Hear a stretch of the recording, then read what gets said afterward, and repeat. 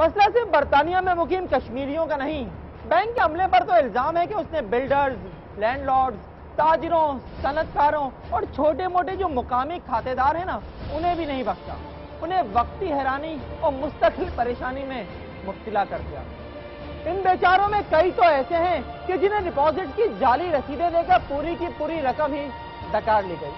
معاملہ کھلنے کے بعد جن کے پاس رسیدیں تھیں ان کی تو بچت ہو گئی، لیکن جن کی رسیدیں گم ہو گئیں ان کے ہوش و حواس بھی گم ہو چکے ہیں۔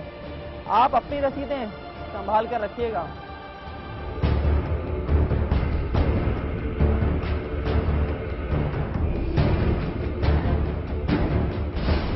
جناب میرا اکاؤنٹ میں نے میں لے کے آیا 2003 میں، 2011 میں آ کے اور 12 میں اسپیشلی پتا چلا کہ یہاں پہ کچھ گپلے ہو رہے ہیں، اکاؤنٹس میں سے اماؤنٹس نہیں کر رہی ہیں۔ تو جب میں نے اپنے اکاؤنٹس میں چیک کیا ہے تو اس میں کوئی 3-3.5 لاکھ کی جو مسنگ تھی، اس کی 3.5 لاکھ تقریباً اس کی وہ جو انہوں نے جعلی رسیدیں مجھے دی ہوئی تھیں، جو میں نے بینک والوں کے پاس کلیم کیا ہوا ہے، وہ مان بھی چکے ہیں، بلکہ انہوں نے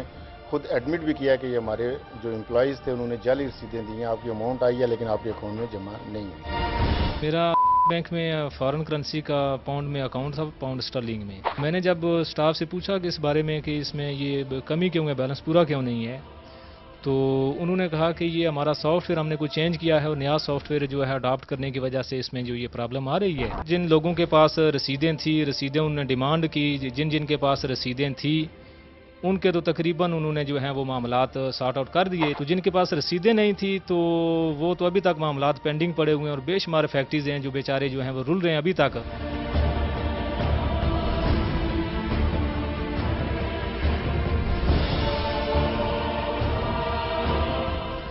یہ آبادی 100% ان کشمیریوں کی ہے جو برطانیہ میں مقیم ہیں اور بھاری زر مبادلہ بھیجتے ہیں، اور انہی کی اکثریت کے ساتھ میرپور کے ایک نجی بینک کے عملے نے کروڑوں روپے کا فراڈ کیا ہے۔ ایک متاثرہ شخص تو ایسا ہے جس کے اکاؤنٹ سے مبینہ طور پر 56 کروڑ روپے غائب ہوئے ہیں، اور بینک کے ریکارڈ میں ایسی کوئی وضاحت موجود نہیں کہ یہ رقم کس ذریعے سے اور کیوں نکالی گئی۔ ایک اور اکاؤنٹ ہولڈر کے پاس بینک کی 400 رسیدیں ہیں اور ایک تیسرے کے پاس 170۔ ایک نے مبینہ طور پر 13 کروڑ روپے جمع کرائے اور دوسرے نے 6 کروڑ روپے، مگر یہ رقم ان کے اکاؤنٹ سے نہ جانے کہاں چلی گئی۔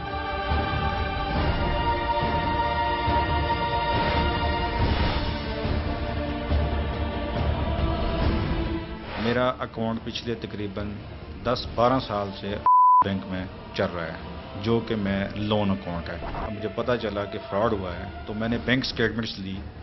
تو فرسٹ جو بینک سٹیٹمنٹس جو میں نے لی اس میں سے مجھے پتہ چلا جی کہ 11 لاکھ روپیہ 26 نومبر کو جو میں نے کیش جمع کروائی تھی وہ میرے اکاؤنٹ میں ڈپازٹ نہیں تھا۔ اسی وقت میں نے وہ اپلیکیشن موو کی متعلقہ مینیجر جو بینک کا تھا، دین میں نے اس کی سیکورٹنگ کرتا رہا اور مزید میرے اکاؤنٹ میں سے 15 لاکھ روپیہ ٹرانسفر ہو گیا بخاری ٹریول کے اکاؤنٹ میں۔ چند ماہ کے بعد انہوں نے مجھے کہا جی ہم فی الحال آپ کو 15 لاکھ روپیہ واپس دے رہے ہیں جو بخاری ٹریول اکاؤنٹس میں چلا گیا۔ اس کا انہوں نے مجھے 15 لاکھ روپیہ واپس دیا ہے، لیکن ابھی تک اس کے اکاؤنٹس میں سے جو وہ مجھ سے اس کا پروفٹ لیتے رہے ہیں، کیونکہ میرا لون اکاؤنٹ تھا وہ ابھی تک مجھے واپس نہیں کیا گیا۔ متاثرین نے جب یہ الزام لگایا کہ اتنا بڑا گھپلہ بڑوں کی سرپرستی کے بغیر ہو ہی نہیں سکتا تو ہم نے یقین نہیں کیا۔ بھائی جن کے کروڑوں روپے ڈوب جائیں وہ غصے میں کچھ بھی بول سکتے ہیں، لہٰذا ہم نے اپنی ٹیم کو ایریا مینیجر کے پاس بھیجا کہ معاملہ بینک کی ساکھ کا بھی ہے اور انہیں بھی وضاحت کا موقع ملنا چاہیے۔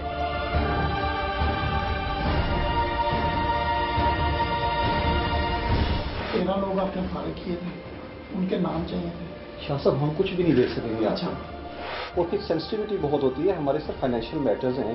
اور بھی اس کے اندر ایکٹ انوالو ہے سیکریسی کا۔ ہاں بتا دیں کہ ایف آئی آر آپ کی طرف سے بھی لکھی ہے ملازمین کے خلاف ہوئی ہے، آپ ان کو پتہ ہے، آپ نے اس میں خبر لگائی ہوئی تھی، دیکھیں نا اس میں میں نے آپ کو پتہ ہے اس ریکویسٹ کیا آپ لوگوں کو کہ آپ ہماری طرف سے بھی جو ہے نا بیان لگایا کریں، ٹھیک ہے، ہیڈ آفس نے اس پہ بھی مجھے طلبی کر لی۔ یہ فل فلیٹ برانچ نہیں ہے،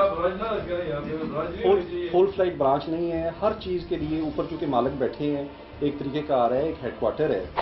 ایک ہیڈ آفس ہے، وہاں پہ چونکہ ہاں یہ ہے نا مسئلہ۔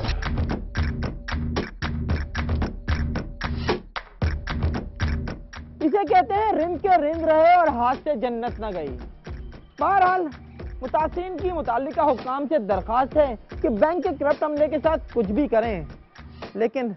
ان کے پیسے واپس دلا دیں، عین نوازش ہوگی۔